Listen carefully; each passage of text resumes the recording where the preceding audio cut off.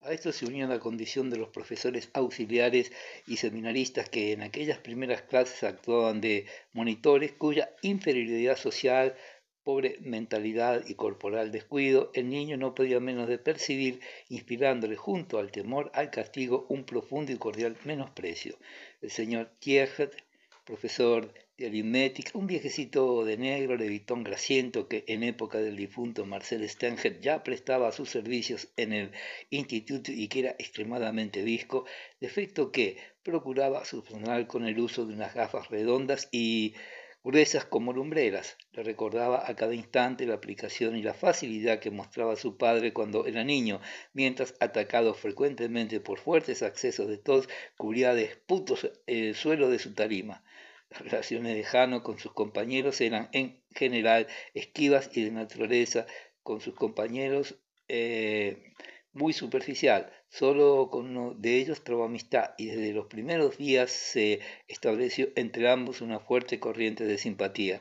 Era un chico de noble cuna, aunque de cierto aspecto desaliñado, un tal conde Moll, cuyo nombre de pila era Kai. Se trataba de un chico de la estatura de Jano, pero no vestía como este, el traje de marinero, sino el pobre vestido de un color indeterminado al que faltaba siempre algún que otro botón, y que era raro no mostrara más que un remiendo en sus calzones. Sus manos, que salían de unas mangas excesivamente cortas, aparecían manchadas de polvo y tierra y eran de un invariable color gris claro, aunque estrechas y maravillosamente conformadas, con largos dedos rematados por luengas y afiladas uñas. A tales manos correspondía la cabeza que, con ser descuidada, desgreñada y no muy limpia, había dotado la naturaleza de todos los sellos y distintivos reveladores de una pura y noble estirpe. Su sedoso cabello de un rubio rojizo partido en raya era limitado por una frente ebúrnea bajo la cual brillaban profundos y vivaces unos grandes ojos garzos. Los pómulos eran un poco salientes y la nariz provista de delicadas aletas revelaba lo mismo que la boca de labio superior levemente avanzado, una ascendencia característica.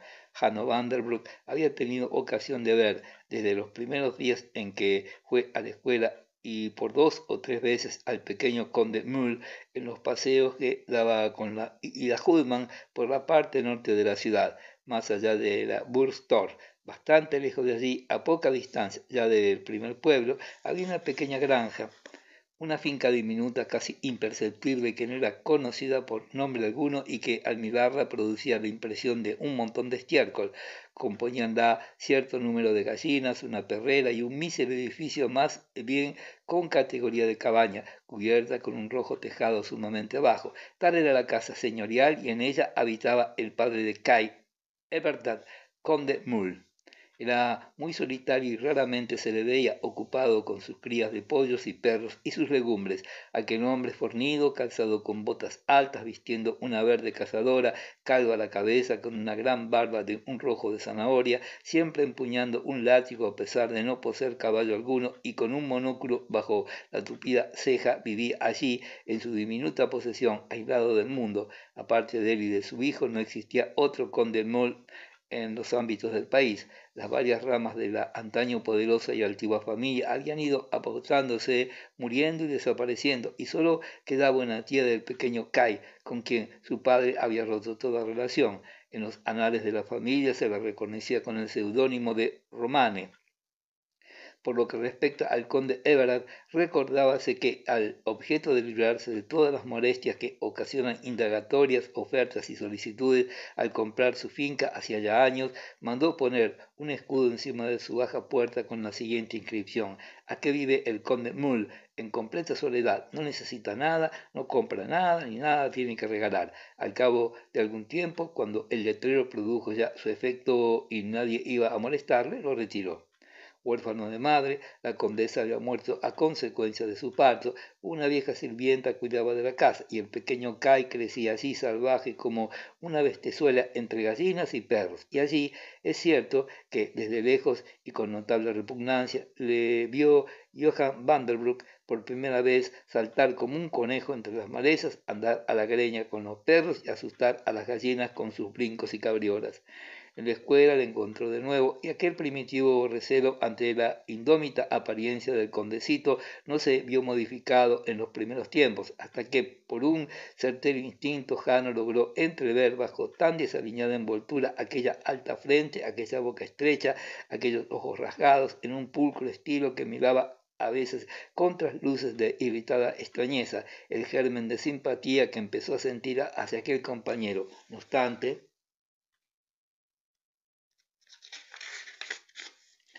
Jano era de un temperamento reservado para atreverse a iniciar una corriente de amistad, y sin la iniciativa del pequeño Kai, los dos chiquillos hubieran continuado siendo extraños uno para el otro. Sí, la apasionada vehemencia con que Kai se le aproximó asustó de momento a Jano, pero el menudo y desgreñado golfillo supo solicitar con tanto fuego, con tan impetuosa y agresiva solicitud el favor de Jano, que ya no le fue posible resistir. Cierto que no podía ayudarle en materia de enseñanza, ya que a su indómita e inquieta inteligencia las matemáticas le eran tan aborrecibles como a la ausente y soñadora del pequeño Vanderburg, pero le obsequió con todo lo que poseía, bolas de vidrio, peonzas de madera y hasta una pequeña pistola de hojalata que era la mejor pieza de su colección. Juntos siempre, en los recreos, le habló de su casa, de los polluelos y los cachorros, y al mediodía, aunque Ida Hussman iba como siempre con su paquetito bajo el brazo, conteniendo un panecillo con mantequilla para esperar a Jano a la salida del colegio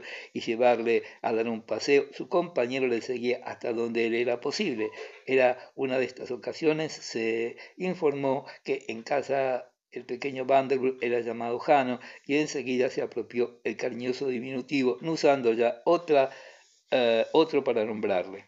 Un día le pidió a Jano que en vez de ir a pasear a Mullenwald, fuera a su casa para ver unos conejitos de indias recién nacidos, acompañado naturalmente por la señorita Hussman, a lo que ésta accedió después de hacerse rogar bastante. Llegados a las posesiones del conde, vieron los estercoloides y las legumbres, los perros, los pollos y los conejitos, y fueron introducidos finalmente en la casa, donde en un amplio aposento de techo muy bajo hallábase sentado el conde Everett, verdadera imagen de terca misantropía, leyendo con el libro apoyado sobre una tosca mesa. El conde recibió a los visitantes con modales bastante desapacibles.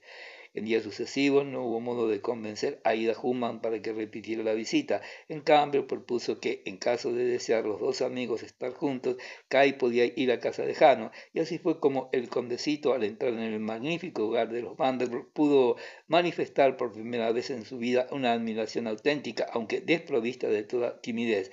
Desde entonces, sus visitas fueron cada vez más frecuentes y solo una espesa capa de nieve en invierno era capaz de impedir repetir por la tarde el largo camino para poder pasar un par de horas en compañía de Jano Vanderbroek. Instalados en una espaciosa habitación reservada a los chicos en el segundo piso, preparaban sus ejercicios escolares. Era preciso resolver largos cálculos que, después de llenar de adiciones, sustracciones, multiplicaciones y divisiones ambas caras de la pizarra, de, debían dar cero como resultado final. En caso contrario, era señal de que se había deslizado alguna equivocación que precisaba buscar hasta dar con el malvado error y exterminarlo, pidiendo a Dios que éste no se encontrara en los comienzos, puesto que en tal caso sería preciso repetirlo todo de cabo a rabo. Después venía en la gramática alemana la lección de los comparativos, ilustrándola con algunos ejemplos que debían escribirse con gran esmero, como el siguiente: el cuerno es transparente, el vidrio es más transparente, el aire es transparentísimo. A continuación abrían su cuaderno de dictado para estudiar en él, sacando de las frases ingeniosamente combinadas diversas reglas ortográficas. Listos ya el trabajo, guardaban sus libros y utensilios y, situándose en el antepecho de la ventana, se disponían a escuchar la lectura de Ida. Esta bondadosa siempre les leía algo sobre Kater Lieston, aquel que se marchó para aprender lo que era miedo, y también las aventuras de Rupert Rapunzel y el rey de las ranas. Lo hacía con voz grave y mesurada y los ojos entornados, pues se sabía las tales leyendas con tanta frecuencia repetidas durante su existencia casi de memoria, y volvía maquinalmente las páginas ayudándose con el dedo índice ligeramente humedecido.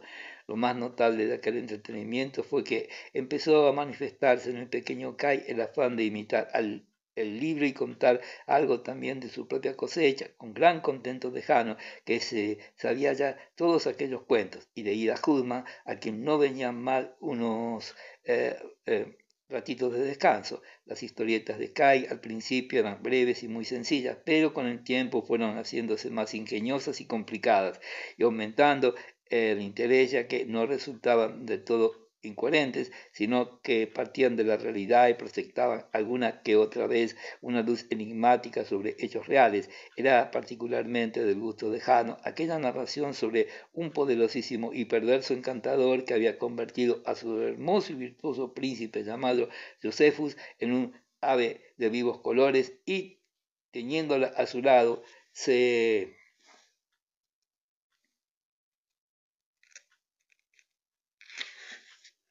complacía en atormentar a la humanidad con sus pérfidas artes, pero en la lejanía ya iba creciendo el elegido que un día a la cabeza de un ejército invencible de perros, pollos y conejillos de Indias había de presentar batalla al encantador y de un formidable tajo de su espada libraría para siempre al príncipe y a la humanidad toda, en particular a Jano Vanderbroek. Después, ya desencantado y libre, Josephus volvería a su reino, colmando a Jano y a Kai de honores y dignidades. El senador Vanderbroek, al pasar incidentalmente por delante de la habitación, veía algunas veces a los dos amigos y nada tenía que objetar a aquella amistad, ya que era fácil advertir que ambos se complementaban y se influían mutuamente de un modo favorable. Jano producía una acción suavizadora, ennoblecedora, sedante sobre Kai, y este, que le quería con ternura y admiraba la blancura de sus manos, se sometía por él al jabón y cepillo con que Ida le trataba, y así a Jano, por su parte, se le pegaba un poco el retozar y las diabluras del condecito. Era cosa de alegrarse, ya que el senador Vanderbroek no se le ocultaba que la constante tutela femenina en que el niño se hallaba no era la más a propósito para despertar en él las cualidades varoniles que tanto necesitaba.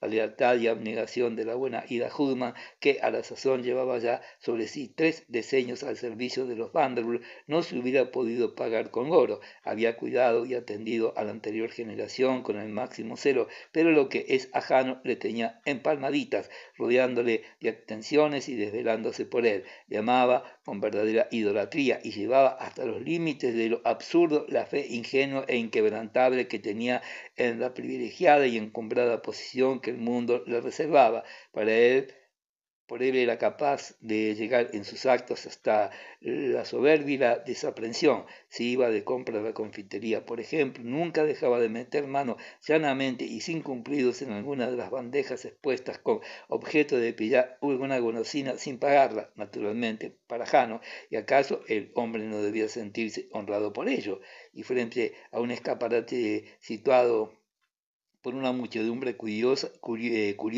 era la primera en dirigirse a la gente en su dialecto prusiano, amable y decidida, recabando un sitio para su pequeño. Sí, era a sus ojos algo tan extraordinario que apenas creía que hubiera otro niño digno de alternar con él. Si aceptamos a Kai, de quien la simpatía correspondida, por cierto, había podido más que todos los recelos, aunque hay que confesar que su nombre también influyó un poco en ello, pero si hallándose de paseo en Mullenwald, sentado en un banco, otros niños se acercaban a Jano, Ida levantábase con gran presteza y lo llevaba a otra parte, pretextando la hora o, como antaño, la corriente de aire. Las explicaciones que con tal motivo solía dar a su pequeño Johann iban encaminadas a despertar en él la idea de que los chicos de su edad se hallaban atracados de una especie de escrofulismo o malos humores, y solo él estaba indemne, y tal proceder contribuía no poco a menguar en la criatura suya de por sí escasa sociabilidad.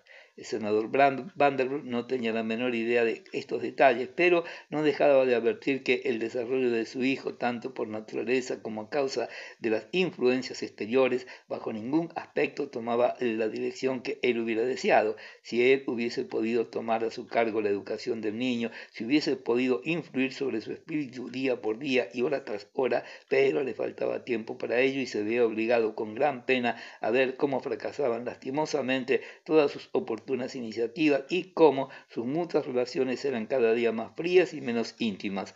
Ante su imaginación flotaba siempre una imagen, a semejanza de la cual suspiraba por formar a su hijo, la imagen del bisabuelo de Jano, tal como le conocía él en su niñez, una figura despejada, jovial, sencilla, humorística y fuerte. No podía ser así, era acaso imposible, porque si por lo menos hubiese podido reprimir, desterrar de él la pasión por la música, aquella pasión que se alejaba de la vida práctica, que perjudicaba seguramente su salud corporal y absorbía sus energías psíquicas, esa disposición soñadora no lindaba algunas veces con la enajenación mental. Una tarde, durante 3 cuartos de hora, antes de la comida, que se efectuaba a las 4, el chiquillo, terminadas sus prácticas de piano, había permanecido solo y ocioso en la sala del primer piso, recostado en una cheslón. Se entretenía atando y desatando los cordones de su marinera cuando sus ojos, que vagaban sin objetivo, se posaron en la cartera que encerraba las crónicas familiares y que estaba abierta encima del escritorio de nogal de su madre, apoyado el codo en el almohadón sobre el cual yacía y sosteniendo la barbilla en la mano, se puso a contemplarla desde su lejanía y durante unos momentos. Sin duda, papá después del almuerzo estuvo aquel día ensimismado con ellas y las había dejado allí con la intención de volver a utilizarlas. Unas hojas sueltas fuera de la cartera estaban sujetas cuidadosamente por medio de una regla metálica y a su lado abierto aparecía el gran cuaderno de cantos dorados compuesto de diversas clases de papel. Jano se deslizó de la otomana con indiferencia y se acercó al escritorio. El cuaderno estaba abierto por aquella página donde el escrito de puño y letra de varios antepasados terminaba con los rasgos de la de su padre, formando el árbol genealógico de la familia Vanderbroek, con añadiduras de las fechas principales y varias caligrafías de rasgos y rúbricas diversos. Con una rodilla sobre el asiento del sillón y aprisionando su sedoso cabello castaño en la palma de la mano, empezó el chico a examinar el manuscrito un poco de soslayo, con aquella gravedad crítica y un tanto despectiva, hija de la absoluta indiferencia, mientras su mano libre jugaba con las cortaplumas de su madre, bonita pieza construida de oro y ébano. Sus ojos recorrían todos los nombres masculinos y femeninos que allí figuraban apretujados, escritos algunos en arcaicos caracteres llenos de arabescos y espirales, con una tinta macilenta de un negro sobrecargado que aún tenía residuos de arenilla. Leyó también al final, en la letra menuda y resbaladiza de papá, debajo de sus padres, su propio nombre, Justus Johann Caspar, nacido el 15 de abril de 1861, cosa que le hizo cierta gracia. Luego, incorporándose un poco, tomó con cierta gracia, luego, en movimiento indolente y pluma y regla, colocó esta justamente debajo de su nombre, dejó que sus ojos recorriesen otra vez todo el árbol genealógico y como con rostro serio e irreflexivo, esmero, trazó con la dorada pluma maquinalmente y como absorto una hermosa y pulcra doble línea oblicua, la superior algo más recia que la inferior, y abarcaba todo el resto de la página, como hacía en su cuaderno de cálculos. Después contempló un momento su obra con la cabeza ladeada y se volvió. Al terminar la comida fue llamado por su padre, que le apostrofó duramente con el ceño fruncido. ¿Qué es esto? ¿Qué quiere decir? ¿Eres tú quien lo ha hecho?, dijo mostrándole el libro. El niño necesitó concentrar un momento la atención para recordar si realmente aquello era obra suya. Luego, con voz trémula y angustiosa, balbuceó: sí. ¿Qué significa? ¿Qué es lo que te impulsó a hacerlo? ¿Cómo te has atrevido a semejante desmán?, gritó el senador, y con el cuaderno ligeramente arrollado dio un golpe al niño en la mejilla. El pequeño Johann retrocedió y, llevándose la mano a la cara, dijo balbuciente: creí que no había continuación. Capítulo octavo.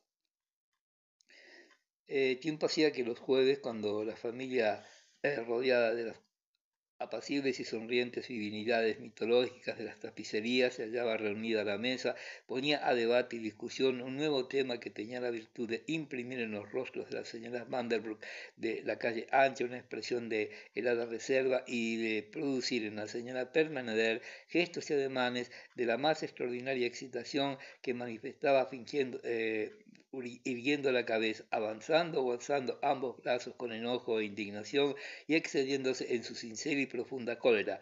Del caso particular del tema se entregaba a generalizar, hablando de la maldad de ciertos hombres y dejando oír interrumpidos por una tos nerviosa consecuencia de sus desarreglos gástricos y con aquella voz gutural característica en sus enojos que sonaba cual toques de clarín los nombres de Lágrimas, Trilsky, Grunich y Permeneder. Lo más extraño del caso, sin embargo, era el nuevo apelativo que solía pronunciar con indescriptible desprecio y aversión, el abogado.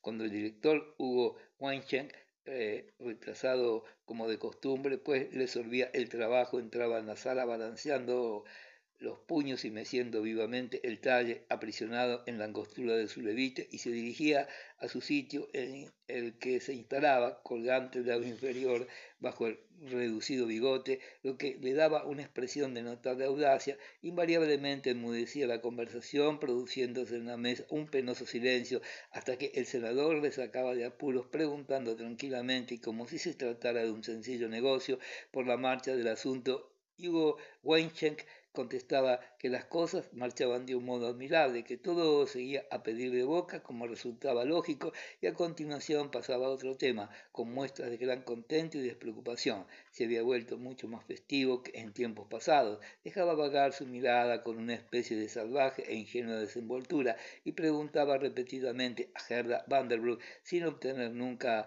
respuesta por el estado de su violín. Charlaba mucho y alegremente y solo resultaba desagradable en ciertas ocasiones con su característico desenfado. No medía lo bastante el alcance de sus palabras y con destemplado buen humor narraba ciertas historietas y chascarrillos que con frecuencia podían calificarse de improcedentes. Una de estas anécdotas, por ejemplo, trataba de una nodriza que había perjudicado la salud del chico que criaba a causa de la flatulencia que padecía y estimándolo seguramente graciosísimo se ponía a remedar al médico cuando éste, hallándose de visita en la casa, exclamaba: ¿Quién apesta de este modo? El, ¿Quién es el que apesta aquí? No siempre Hugo caía en la cuenta y cuando lo hacía era demasiado tarde, de que su esposa se sonrojaba, que la consuleza, Thomas y Gerda daban muestras de disgusto, que las damas Vanderbroek cambiaban miradas de inteligencia, que hasta Richard Severin, allá en el extremo de la mesa, ponía cara confusa y que el viejo cónsul Kreger principalmente estaba a punto de estallar. Es lo que ocurría con el director Winchen, este hombre serio, activo y sesudo, este hombre de rudo aspecto y poco amigo de la sociedad que se entregaba amante del deber exclusivamente a su trabajo, este hombre era posible que no una sino varias veces hubiera dado un grave paso en falso, según les desprendía de una acusación ante los tribunales, por la que se le inculpaba de haber realizado ciertas maniobras profesionales de un carácter no ya dudoso, sino abiertamente desleal y criminoso. ¿De qué se le acusaba? Habían estallado incendios en diversos lugares, grandes incendios que debían de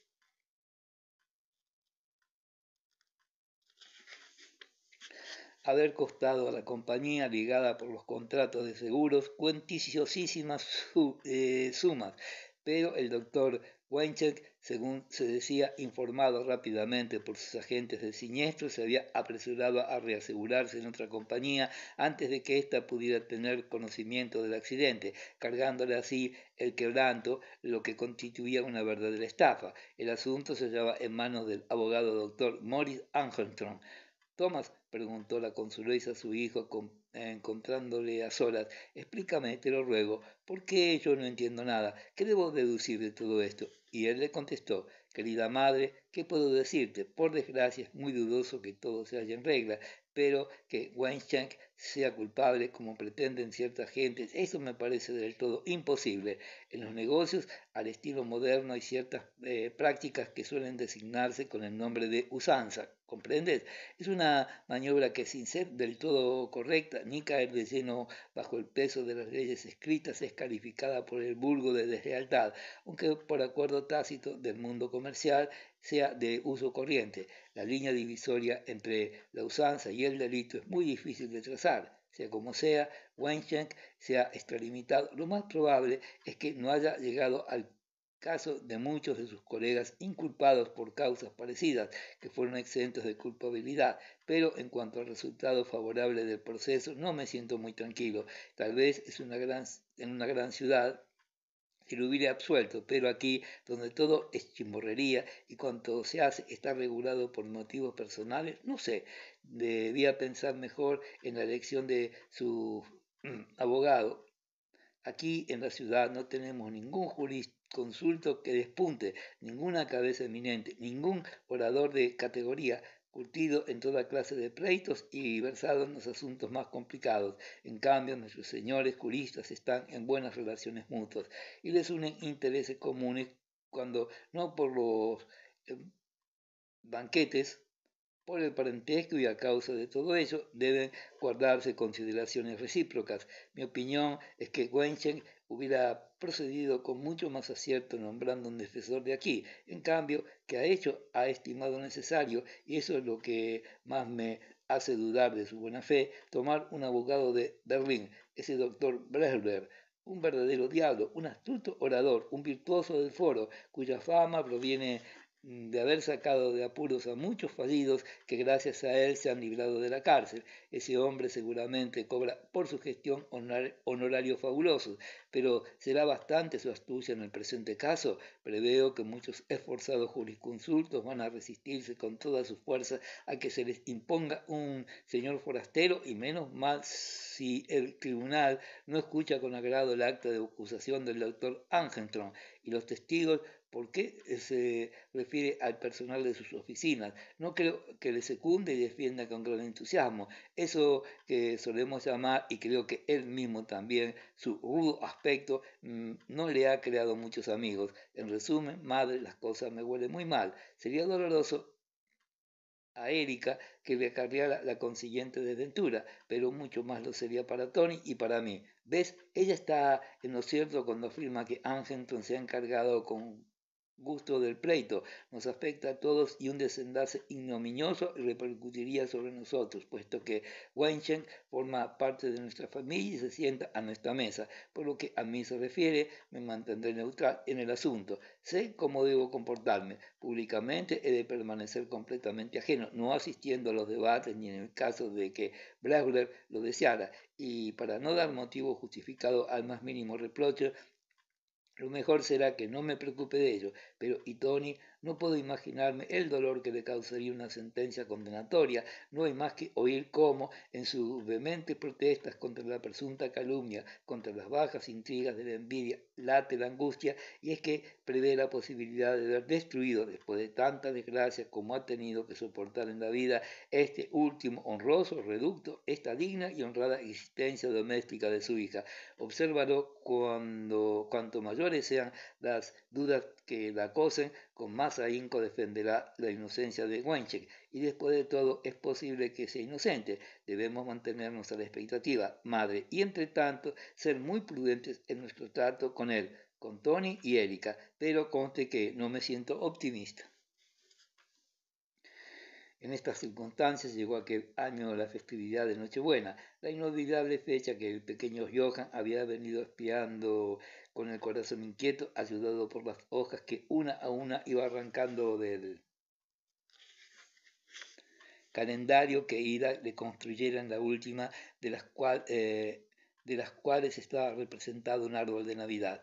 Los indicios se multiplicaban. Ya desde el primer domingo de Adviento colgaba de la pared del comedor en casa de la abuelita una vistosa pintura de tamaño natural con el retrato del ciervo Ruptech, y una mañana encontró a Jano su cubrecama, cortinajes y vestidos espolvoreados de llamativo oropel. Luego, unos días después, hallándose en la sala en compañía de papá, que, tendido en la chaise-longue, leía el periódico mientras el niño repasaba en las palmas de Giroc aquella poesía de la pitonisa de Endor, viose sorprendido por el anuncio de una visita que, si es cierto que se presentaba todos los años Aquel venía de improviso. Tratábase de un anciano que preguntaba por el niño. Fue introducido el viejo y entró con paso achacoso, envuelto en un abrigo de pieles puesto al revés y salpicado de oropel y copos de nieve, lo mismo que la gorra pareja, con el rostro pintado de negro y con una inmensa barba blanca espolvoreada, al igual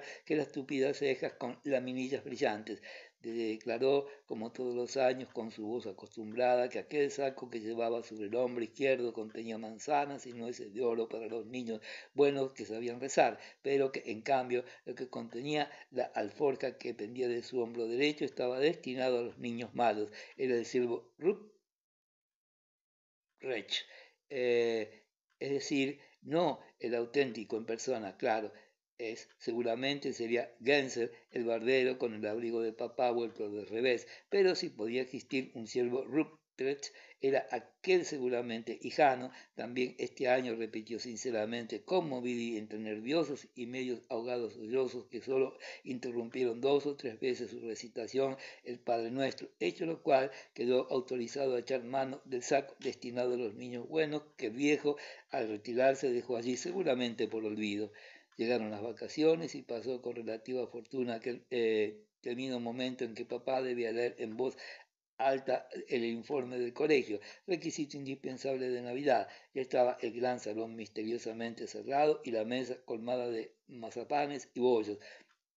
Mientras la Nochebuena vibraba allá afuera en la ciudad, nevaba, apareció la escarcha y en el hielo, a través del aire cortante y límpido, resonaban en las calles las festivas y melancólicas melodías de los organilleros italianos que, con sus chaquetas de terciopelo y sus negros bigotazos, habían acudido, como era tradicional, a la fiesta. Los escaparates exhibían objetos propios de la festividad y alrededor de las fuentes góticas de la plaza del mercado las atracciones brindaban solaz y alegría a las transeúntes.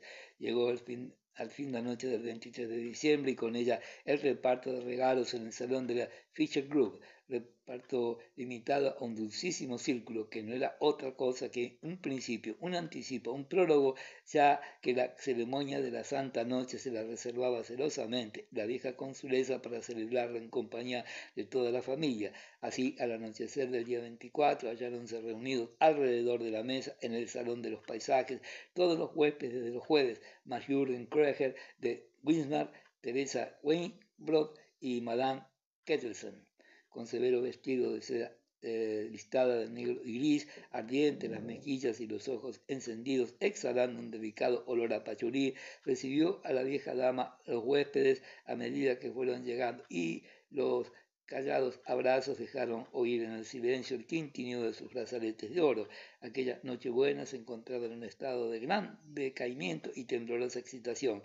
Dios mío, ¿tienes fiebre, madre?, dijo el senador al entrar con Gerda y Jano. Debes pensar que todo puede salir bien y sin tropicios. Pero ella, besando a los tres, balbució, en honor y gloria de Jesús y de mi caro Jane, que en paz descanse. En efecto, era preciso dar cumplimiento en su totalidad al solemne programa establecido por el difunto cónsul para aquella festividad.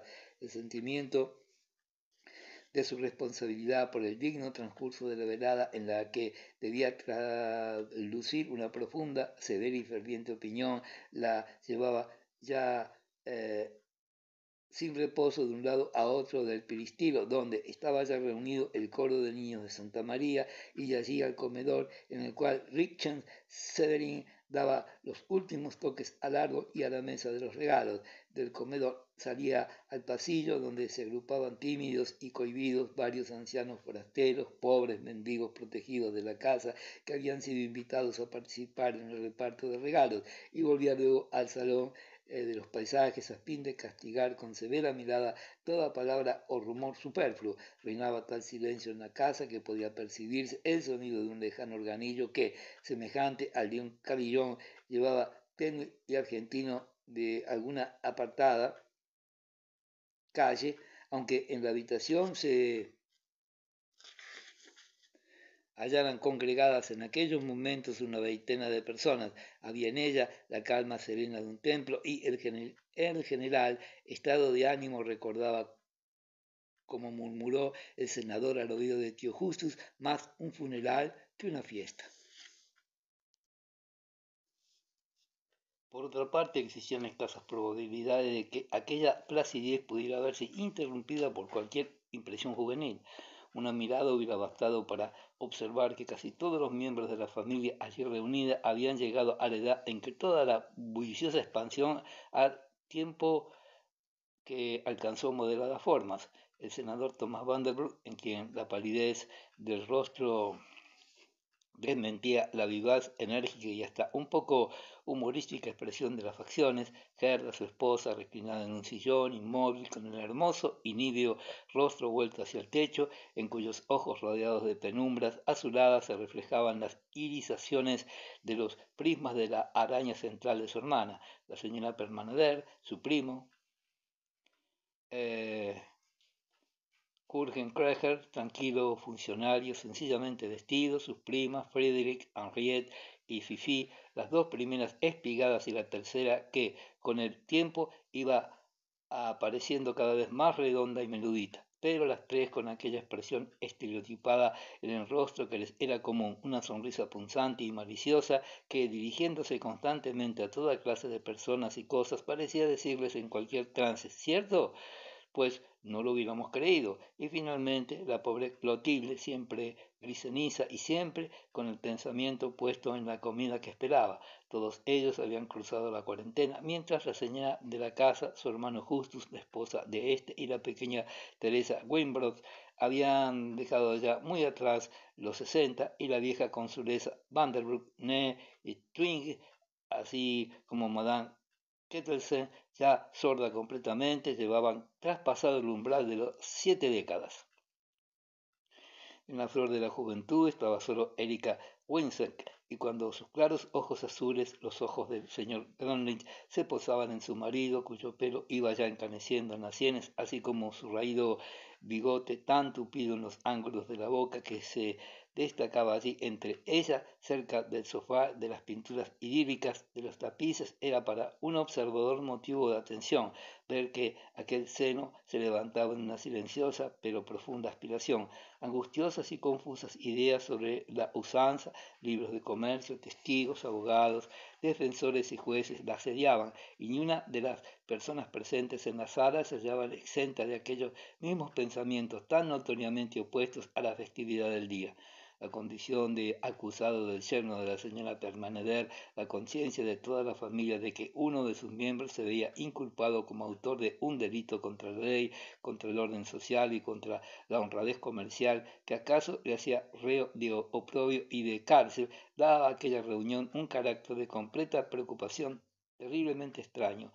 Una nochebuena de la familia Bumble con un acusado en su seno. La señora Permanader se recostaba con más majestad en su sillón y la sonrisa de la señora Vanderbilt de la calle ancha tenía una nariz aún más irónico que de costumbre. Y los chicos, aquellos escasos retoños del árbol secular, repercutiría también aquella nueva y desconocida situación en su ánimo sensible y asustadicio. Por lo que respecta a la pequeña Elizabeth, no había medio de juzgar su estado de ánimo. En su vestido profusamente adornado con lazos de satén que revelaban el gusto de la señora Permanader, estaba la niña sentadita en brazos de su ama, metidos los pulgares en los diminutos puños cerrados, chupándose la lengua, mirando frente a sí con ojos saltones y dejando oír de vez en vez un breve bajido que obligaba a la niñera a mecerla suavemente. Jano, sentado silencioso en un taburé a los pies de su madre, fijaba como ella sus ojos en un prisma de la lámpara. Faltaba Christian. ¿Dónde estaba Christian? Hasta el último momento nadie se había dado cuenta de su ausencia, pero los movimientos de la consulesa, aquel su gesto característico de pasarse la mano desde el ángulo de la boca hasta el peinado, como sujetándose un cabello que se le hubiera caído, fueron volviéndose más febriles. Al fin dio las precipitadas instrucciones a Mademoiselle Severin y la joven, atravesando el peristilo y el pasillo por entre los muchachos del coro y los pobres, fue a dar unos golpecitos a la puerta de la habitación del señor Vanderbroek. Un instante después apareció Christian con sus delgadas piernas que desde el reumatismo cojeaba un poco, venía con semblante apacible, pasándose la mano por la despoblada frente. ¿Qué diablo, muchachos? Dijo. Lo había olvidado completamente. ¿Había? Repitió la madre horrorizada. Sí, había olvidado que es Nochebuena. Estaba sentado leyendo un libro de viajes por América del Sur. Dios mío, he pasado otras Nochebuenas, añadió, disponiéndose a narrar una de ellas, celebrada en Londres, en un café cantante de quinto orden. Pero de repente el silencio solemne que reinaba en el aposento comenzó a sugestionarle, obligándole a dirigirse a su sitio, andando de puntillas y con la nariz arrugada. Hija de Sión, regocíjate, atacó el coro de niños cantando maravillosamente. Eran los mismos que momentos antes habían estado produciendo tal algarabía en la sala contigua que el cónsul se había visto obligado a salir para imponer respeto. Aquellas frescas y claras voces, apoyadas por las de un timbre grave, alzábanse puras, llenas de júbilo y glorificando al Señor, y tenían el don de hermanar los corazones, de dulcificar las sonrisas de las viejas solteronas, asumir a los ancianos en sí mismos, recapitulando sus vidas y hacer olvidar por unos momentos sus preocupaciones a los que se encontraban en mitad de la carrera. Jano retiró los brazos de su rodilla, que hasta entonces había tenido abrazada, estaba pálido, jugando con los flecos del escabel, entornaba sus labios mientras apretaba la lengua contra un diente y su rostro tenía una expresión como si estuviera yerto de frío. De cuando en cuando sentía la necesidad de aspirar profundamente, pues bajo la emoción del canto, aquel canto puro y argentino que llenaba el ambiente, su corazón se contraía dominado por una dolorosa felicidad. Nochebuena. A través de las rendijas de la alta puerta barnizada de blanco y rigurosamente cerrada, se filtraba el aroma de abeto, despertando con sus sutiles emanaciones la imagen de las maravillas que aquella sala albergaba, aquellas maravillas que años tras años eran esperadas con el corazón latiendo de ansiedad, como si fueran alguna magnificencia inasequible, ultraterrena. ¿Qué habría así para él? Lo que tanto deseaba, naturalmente, en tanto no fuera de tan difícil obtención que resultase algo verdaderamente inalcanzable. El teatro sería lo primero que saltaría a su vista, señalándole el lugar que le habían asignado, aquel tan suspirado teatro de juguete que encabezaba, subrayando incluso la lista entregada a la abuelita y que, desde que viera Fidelio, constituía casi el único de sus pensamientos. Pero, pues, como compensación y premio por una visita al señor Brace, no hacía mucho que Jano había asistido por primera vez en su vida a una representación en el teatro de la ciudad. Allí, al lado de su madre, en una de las primeras filas, estuvo siguiendo jadeante la partitura y el desarrollo escénico de Fidelio.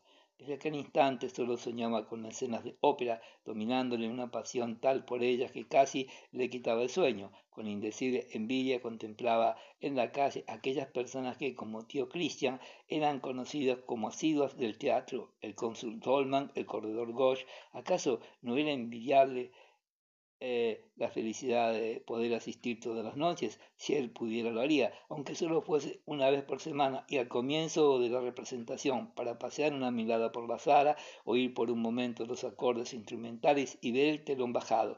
Del teatro le gustaba todo, el olor a gas, los asientos, los músicos, la cortina. ¿De qué tamaño sería su teatro de muñecos? Grande y ancho, y el telón sería cosa de recortarle lo antes posible un agujerito, pues también en el telón del Teatro Municipal había uno para mirar abuelita o la señorita Severén, ya que abuelita no podía ocuparse de todo, habrían encontrado las decoraciones necesarias para la ópera. Fidelio mañana mismo se encerraría en cualquier parte y a solas para representarla, y en su imaginación cantaban ya los protagonistas, pues la música tenía para él eh, íntima relación con la escena. Expresa tu júbilo, Jerusalén, terminó el coro, y las voces que se habían difundido en acordes diversos vinieron a coincidir en la sílaba postrera, alegres y apacibles. Resonó el claro conjunto y un profundo silencio llenó el peristilo y el salón de los paisajes. Los miembros de la familia bajaron los ojos bajo la sugestión de la pausa. Solo los del director Wencheng siguieron vagando, audaces e insensibles, y la señora Permaneder dejó ir su tos seca, imposible de reprimir. La señora de la casa, rodeando la mesa y dirigiéndose al sofá en el que se sentó en medio de sus allegados, el mueble ya no se encontraba como antaño, independiente y separado de la mesa, enderezó la lámpara y acercó la gran Biblia que, con su dorada cubierta, pálida por su notable longevidad, aparecía de unas dimensiones desmesuradas. Se puso luego los lentes, abrió los broches de cuero que cerraban el colosal volumen, buscó la señal hasta dar con la hoja.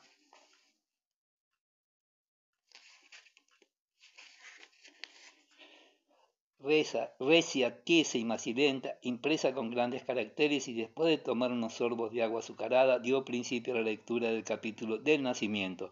Leía las palabras que los años habían hecho ya familiares, con una naturalidad que llegaba al alma por su misma sencillez, con una voz que se elevaba clara, emotiva y serena en medio del piadoso silencio reinante. Y paz a los hombres, dijo. Apenas hubo terminado, resonó en el peristilo, cantando a tres voces el Noche plácida, Noche santa, al que uniéronse todos los congregados. Fue iniciado el cántico con cierta cautela debido a que la mayoría de los presentes tenían poco de músicos, y a pesar de la preocupación, varias veces deslizóse en el conjunto alguna que otra nota baja y completamente desentonada, pero nada mermaba el efecto de la canción. La señora Permanader cantó con labios temblorosos, ya que es muy cierto que el corazón que más se conmueve es aquel que dejó atrás de sí una agitada vida y puede volver los ojos en los cortos instantes de paz a las horas solemnes que ya pasaron. Madame Kettelsen lloraba entre tanto, queda y amargamente, a pesar de no comprender nada de todo aquello. A continuación se levantó la consuleza y, tomando de la mano a su nieto Johann y a su bisnietita Elizabeth, atravesó la sala, se agruparon los viejos, siguieron los más jóvenes, se reunieron a ellos, a los criados y los pobres en el peristilo, y entonando todos el «Oh, árbol santo», momento que Christian aprovechó para excitar el regocijo de la gente menuda, haciendo el títere con las piernas y cantando «Oh, árbol de la tía», dirigiéndose en procesión, deslumbrados y sonrientes, aquel paraíso que se vislumbraba al otro lado de la puerta abierta de par en par. Toda la sala, impregnada del aroma de las ramas de abeto ya bendecidas, resplandecía, llena de innumerables lucecitas, y el azul celeste de las tapicerías con sus blancas imágenes de divinidades aumentaba la claridad del recinto. Las llamitas de las velas que allí, entre los cortinajes granantes de las ventanas, iluminaban el fornido abeto, cuajado de lentejuelas de plata y grandes lirios blancos, en cuya cima culminaba un ángel centelleante, teniendo al pie un pesebre de figuras plásticas, brillaban en medio de aquel océano de luz con lejanas estrellitas. Sobre la blanca mesa que, colmada de regalos, se extendía espaciosa desde las ventanas hasta la puerta, se veía una larga serie de arbolitos repletos de confituras y alumbrados de asimismo por velas. Ardían también los mecheros de la pared, y en los candelabros dorados situados en todos los ángulos de la sala llamaban gruesas bujías. Voluminosos objetos, regalos que no cabían sobre la mesa, habían sido colocados ordenadamente en el suelo. Mesas más pequeñas, llenas asimismo de regalos e iluminados árboles, encontrábanse a ambos lados de la puerta. Eran los obsequios para los criados y los pobres. Cantando, deslumbrados y reconociendo apenas aquella vieja y familiar habitación, fueron destilando los concurrentes por delante del Belén, en el cual un niño Jesús de cera parecía trazar la señal de la cruz, y luego, cuando todo el mundo se hizo cargo de los diversos objetos allí clasificados, volvió cada uno a su sitio, callada y respetuosamente. Jano estaba completamente desconcertado. Cierto que, al entrar en el salón, sus ojos febrilmente escuadriñadores habían descubierto el teatro. Un teatro que, a juzgar por lo que sobresalía sobre la mesa, era de unas dimensiones tan enormes como nunca hubiera podido imaginar, pero el lugar era otro, pues lo habían colocado en un sitio opuesto al que en años anteriores tuvo asignado, y esta circunstancia fue la causa de que, en su aturdimiento, dudara seriamente de si aquel teatro era para él. Además, en el suelo, al pie del escenario, se distinguía un objeto voluminoso, singular, algo que no figuraba en su lista peritoria. Un mueble, un objeto en forma de cómoda, ¿sería para él? Ven, pequeño, y mira, le dijo la consulesa alzando la tapa. Sé que eres aficionado a las corales. El señor Full te dará las necesarias instrucciones. Hay que pedalear continuamente, unas veces fuertes, otras suaves, y no levantar las manos, sino ir cambiando poco a poco la posición de los dedos. Era un armonio, un pequeño y lindísimo armonio, barnizado de color pardo, con asas metálicas a cada lado, colorados fuelles y una bonita silla plegable. Jano atacó un acorde y vibró una angélica nota de órgano, distrayendo a los circundantes de sus propios regalos. Luego abrazó a su abuelita y ésta, después de apretarle tiernamente contra su pecho, dejóle para recibir las expresiones de agradecimiento de los demás favorecidos. El chico se dirigió al teatro. El armaño era un sueño nunca imaginado, pero de momento no tenía tiempo para ocuparse de él. Aquello era el non plus ultra de la felicidad, ese momento en que uno, olvidando los detalles, no particulariza para poder abarcarlo todo en un general vistazo. Oh, no faltaba la concha del apuntador y detrás de ella, ancho y majestuoso, el telón rojo y oro se enrollaba. En escena estaba el decorado del último acto de Fidelio.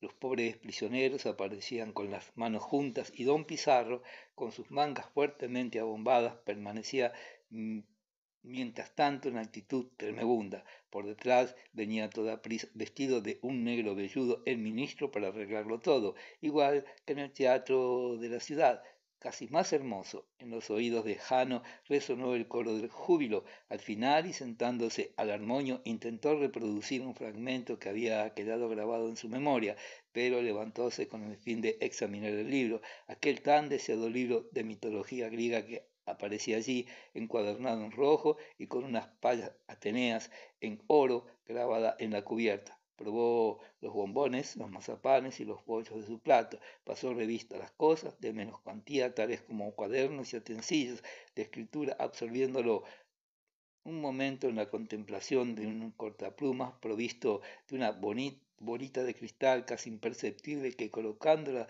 delante del ojo, mostraba como por arte de encantamiento un gran panorama suizo.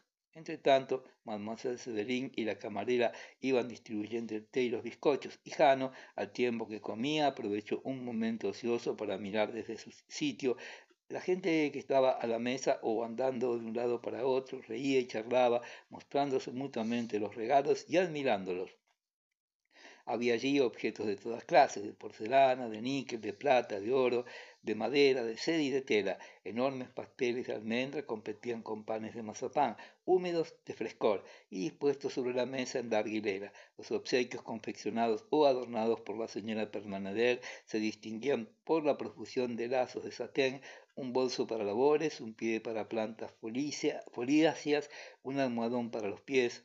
De cuando en cuando, alguno de los concurrentes daba un vistazo al pequeño Johann, le ponía la mano en el cuello de Marinelli y tomando sus regalos lo contemplaba con aquella irónica y exagerada admiración que emplea uno al ver lo que hace las delicias de los niños. Solo el tío Christian no sabía nada de aquella presunción propia de los adultos y el gozo que experimentó frente al teatro cuando, luciendo la sortija de brillantes, regalo de su madre, se colocó al lado de Jano, fue tan copioso e ingenuo como el de su sobrino. Diablo, esto sí que es chocante, exclamó, alzando y bajando el telón y retrocediendo un paso a fin de poder contemplar el conjunto escénico.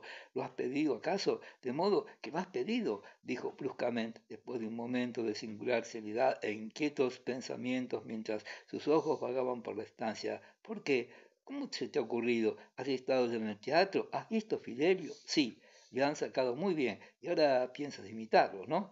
¿Quieres representar óperas? Tanta impresión te causa. Escúchame, pequeño, oye mi consejo, no dejes que tus pensamientos se ocupen excesivamente de estas cosas, del teatro y otras por el estilo, no conducen a nada. Cree a tu tío, también yo he sentido gran interés por todo eso y es la causa de que no haya hecho en mi vida nada bueno. Más aún, he cometido grandes faltas, ya lo sabes, hablaba a su sobrino con seriedad y énfasis, y éste le contemplaba con extrañeza.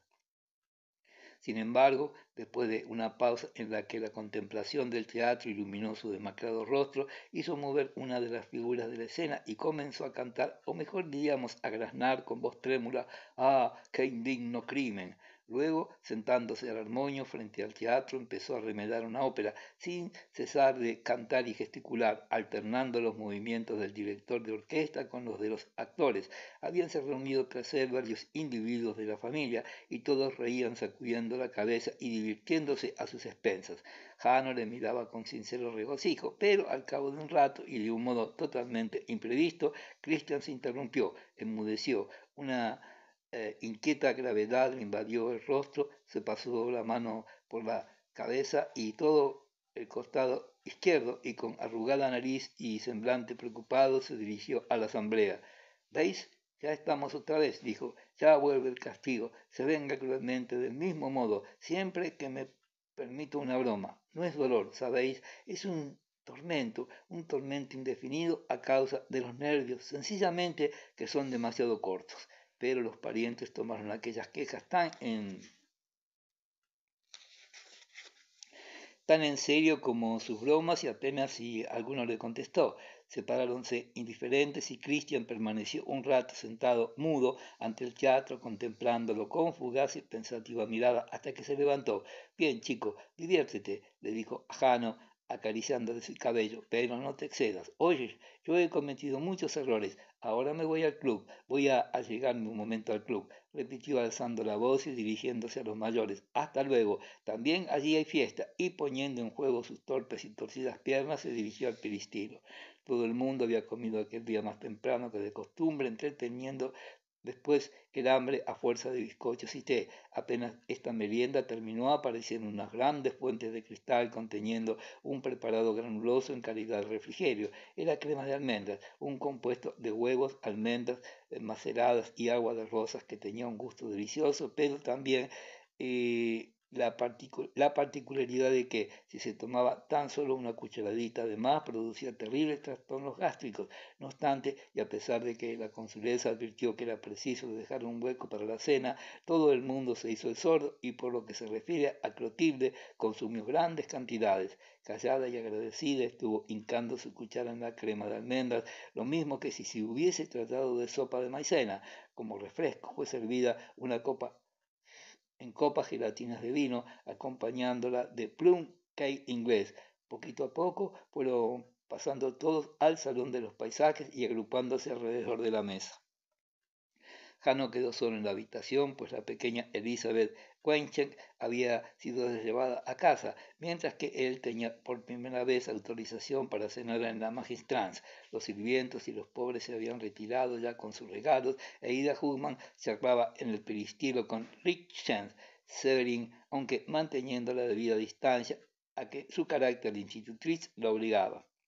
Las luces del árbol se habían apagado y el nacimiento quedó a oscuras. Sin embargo, alguna que otra vela permaneció encendida encima de la mesa, y de cuando en cuando una ramita alcanzada por las llamas se consumía, retorciéndose y chisporroteando, aumentando así el olor que impregnaba la habitación. Cada movimiento de aire que llegaba al árbol hacía centellear y oscilar con un ligero rumor metálico las lentejuelas doradas a él adheridas.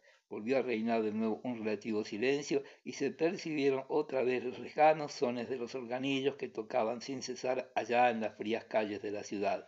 Jano sufría con resignación todos aquellos olores y ruidos propios de la Nochebuena. Con la cabeza apoyada en la palma de la mano, leía su tratado de mitología, comiendo maquinalmente, y solo porque así lo exigía la fiesta: confites, mazapanes, crema de almendras y plum cake, y la angustiosa expresión originada por un estómago excesivamente repleto se mezclaba a la dulce emoción de la velada con una indefinible sensación de melancólica felicidad. Leía aquellos combates que Zeus debió librar para conseguir su poder, y de cuando en cuando prestaba oídos a los rumores procedentes del salón, donde se hablaba del porvenir de tía Clotilde. Ella, sin duda, era la persona más feliz de todas las allí congregadas. Acogía las felicitaciones y las cuchufletas que de todas partes le llegaban, con una sonrisa que iluminaba su cara cetrina, y su voz al hablar se quebraba a causa de la alegre emoción que le embargaba. Había sido admitido en el claustro de San Juan, donde el senador le procuró el ingreso, valiéndose de su influencia en el consejo de administración, cosa que dio pie a que varios señores murmuraran, emitiendo ciertos conceptos sobre el nepotismo. Ahora hablaban de aquella benéfica fundación equivalente al claustro de damas nobles de Mecklemburgo, Dauvergne y Rivigny, que tenía por objeto el digno sometimiento de hijas indigentes de rancias y meritísimas familias, y de que la pobre Clotilde podía disfrutar de una renta pequeña pero segura que se acrecentaría con los años, y cuando ya anciana llegara a alcanzar el grado más elevado en el escalafón, le aseguraría su refugio tranquilo y cómodo en el mismo claustro. El pequeño Johann, después de permanecer un momento en compañía de los mayores, volvió a la sala, donde, merced a la reducción de luz y a la pérdida de aquella majestad que tanto le intimidara, experimentó una nueva sensación. Era un placer singularísimo, comparable al que se siente al entrar terminada la representación en el escenario semioscuro y andar entre bastidores, el de poder contemplar ahora de cerca los lirios del corpulento abeto con los hilos que lo sujetan, tomar con la propia mano las figuras del nacimiento, descubrir la vela que hacía refulgir la estrella transparente colgada sobre el estado y alzar el colgante mantel para darse cuenta del número de cajas y papeles de embalaje que se amontonaban debajo de la mesa.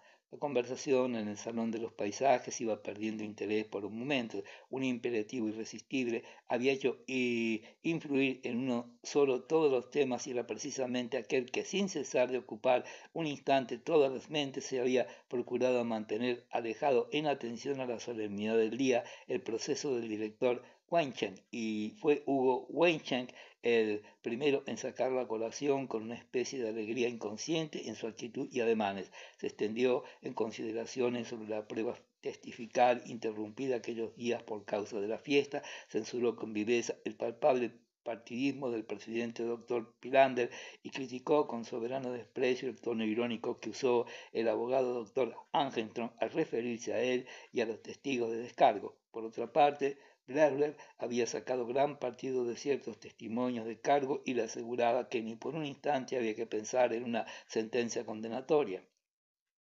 El senador hacía de vez en vez y por pura cortesía alguna otra pregunta, y la señora Pernaneder, que encogida de hombros estaba sentada en el sofá, murmuraba terribles maldiciones contra Maurice Angenstrom. Los demás permanecían callados y su silencio llegó a ser tan persistente que al cabo de un rato el director Weinschenk no tuvo más remedio que callarse también, y mientras para Jano, allá en la sala, deslizábase el tiempo rápido como en el cielo, en el salón de los paisajes reinaba una quietud molesta, una opresión angustiosa que duraba aun cuando a las 8:30 ingresó Christian del club donde había celebrado la Nochebuena los jóvenes y don Juanes de la ciudad.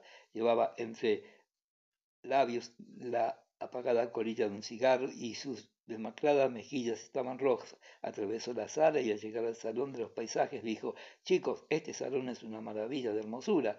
Weinchen debía usted invitar hoy a Breslau. Seguramente nunca ha visto una cosa igual en su vida. Una silenciosa y severa mirada de la consulesa acogió sus palabras, siendo correspondida con una mueca ingenua e incomprensiva. A las 9 se sentaron a la mesa. Como todos los años, esta había sido puesta en el pristilo. La consulesa recitó con ferviente expresión la vieja plegaria: ven, dulce Jesús, y sé nuestro invitado, y bendice lo que tú mismo nos has dado.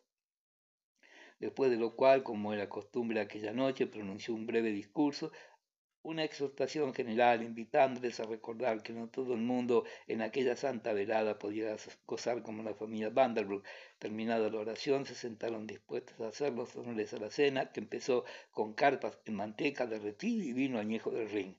El senador metió en el monedero unas escamitas de pescado, a fin de que durante el año no se marchara el dinero, pero Christian observó que aquello de nada servía, y el cónsul Kreger se excusó de seguir la tradición, atendiendo a que ya no debía preocuparle el curso de los cambios y a que desde hacía tiempo había llegado a puerto con sus 4 cuartos. El viejo señor se había colocado lo más lejos posible de su esposa, con lo cual apenas si cambiaba una palabra, porque ella no cesaba de remitir dinero a su desheredado hijo Jacob, que en Londres, París o América, ella sola lo sabía a punto fijo, seguía llevando una vida indeseable y aventurera. El viejo frunció siniestramente las cejas cuando, siguiendo el curso de la conversación, llegó el turno de hablar de la ausentes y vio cómo la débil madre se secaba los ojos. Recordóse también a los de Frankfurt y Hamburgo. Hízose mención sin malevolencia del pastor Tiburtius de Riga y el senador brindó en voz baja con su hermana Tony por la salud de los señores Grunlich y Permanader, que en cierto modo también formaban parte de la familia. El pavo, relleno de picadillo de castañas, pasas y manzanas, obtuvo el general beneplácito, estableciéndose comparaciones con el de años anteriores y quedó resuelto que el actual era el mayor desde hacía mucho tiempo. Vinieron después papas asadas, 2 clases de verduras y otras 2 de compota, y las fuentes que circulaban sin cesar alrededor de la mesa contenían tales cantidades que no parece sino que cada una de ellas constituyera no ya un complemento, sino el plato principal, destinado a satisfacer por sí solo a toda la concurrencia. Todo ello fue rociado con vino tinto de la bodega de Mollendorf. El pequeño Johann, sentado entre sus padres, se ocupaba de ingerir con bastante dificultad una buena cantidad de blanquísima pechuga. No podía comer como tía Hilda y se sentía obligado y algo indispuesto. Estaba orgulloso, sí, de poder permanecer allí con los mayores, de encontrar encima de su doblada servilleta uno de aquellos ricos panecillos de leche adornados con amapolas y de tener delante 3 diferentes copas, cuando de ordinario bebía siempre en el vasito de oro regalo de su tío Justus, su padrino. Pero cuando éste empezó a escanciar en las copas más pequeñas un vino de un amarillo oleoso y aparecieron los helados rojos, blancos y pardos, su apetito volvió a abrirse enseguida. Zampóse, a pesar de que los dientes le dolían de un modo casi insoportable, un helado rojo y la mitad de otro blanco, y no pudo resistirse a probar el pardo, de chocolate, todos ellos con barquillos. Saboreó unos sorbos de vino dulce y luego se puso a escuchar al tío Cristian, que había empezado a disertar.